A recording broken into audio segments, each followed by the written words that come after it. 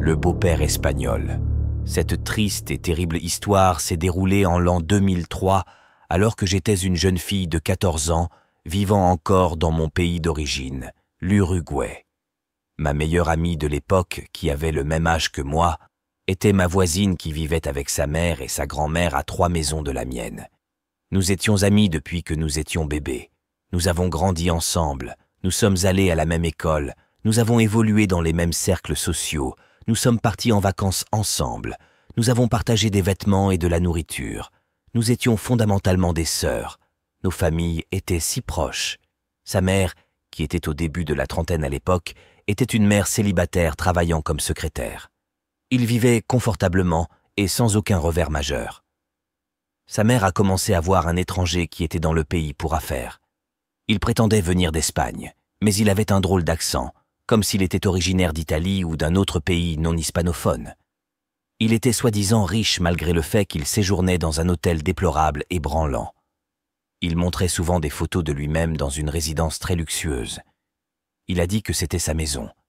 Il y avait des photos de lui au volant d'une voiture de sport rouge et une photo de lui devant la tour Eiffel. Après environ 1 mois et demi de fréquentation, la mère de mon ami a dit qu'il quittait le pays et peut-être les 6 ou 7 prochains mois. Elle était amoureuse de lui. Et il leur a promis une vie de luxe en Europe et que tout serait parfait. Le pays où il s'installait était l'Espagne avec sa fille. La grand-mère ne pouvait pas venir, du moins pas encore. Elle était censée les rencontrer dans l'avenir après qu'ils étaient installés. C'est là que j'interviens. Comme j'étais si bon ami avec Maritza, le gars avait dit à sa mère de m'emmener en vacances, que ce serait bien pour Maritza de faciliter la transition. J'étais bien sûr ravi. 1 mois en Europe avec ma meilleure amie qui déménageait et l'idée d'y aller tous les étés et de rester au manoir du beau-père. C'était un rêve. Mes parents, bien sûr, n'étaient pas très enthousiastes au début, mais au fur et à mesure qu'ils ont appris à le connaître, ils l'ont aimé et il a fini par les convaincre. J'ai même trouvé un petit boulot de serveuse dans le restaurant de mon oncle pour aider mes parents à payer le billet d'avion et d'autres frais. Nous avons eu mon passeport. Nous étions prêts à partir. Au fil des mois, il est devenu évident que je n'allais pas pouvoir obtenir l'argent. Ce que j'ai économisé n'était pas suffisant. Il ne couvrait même pas la moitié du billet. Et mes parents n'arrivaient pas à trouver le reste de l'argent pour le voyage. Environ 1 semaine avant leur départ. Le gars est venu chez moi et a parlé à mes parents. Il m'a proposé de payer mon billet d'avion. Mes parents ont poliment refusé. J'étais furieuse, j'ai juré que je n'avais plus jamais parlé à mes parents. Je ne suis pas sortie de ma chambre pendant des jours. Finalement, je m'en suis remis. Et quand il était temps d'aller à l'aéroport et de leur dire au revoir. Oui, je l'ai fait. Nous avons pleuré. Nous nous sommes serrés dans les bras. On s'est promis de se revoir l'été prochain. À ce moment-là, j'aurais pu économiser de l'argent. Ils sont partis. Nous n'avons plus jamais entendu parler d'eux. Les jours passaient et rien. Je me suis souvenu de la grand-mère et de sa douleur.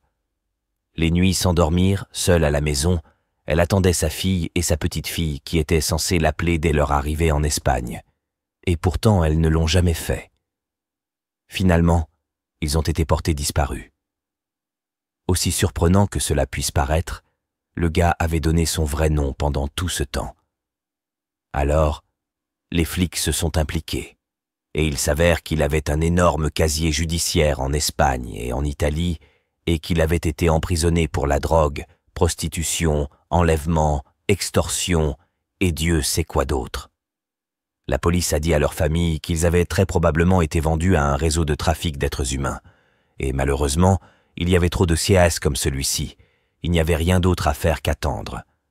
La dernière fois que quelqu'un les a vus, c'était à l'aéroport de Séville quand ils sont arrivés. Rien d'autre. Cela m'a brisé le cœur encore aujourd'hui. Et dire que si mes parents avaient dit oui, je ne serais pas là aujourd'hui. Et ça me donne des frissons. Parfois, je cherche Maritza sur Facebook, dans l'espoir de la trouver. Peut-être a-t-elle retrouvé sa vie et sa liberté. Mais rien n'apparaît jamais. La grand-mère mourut aussi en 2013. Malheureusement, sans jamais revoir sa fille ou sa petite-fille. Envoyez-moi un message si vous avez une histoire à partager et si vous avez aimé cette histoire, N'hésitez pas à aimer et à vous abonner. Chaque clic compte. Merci.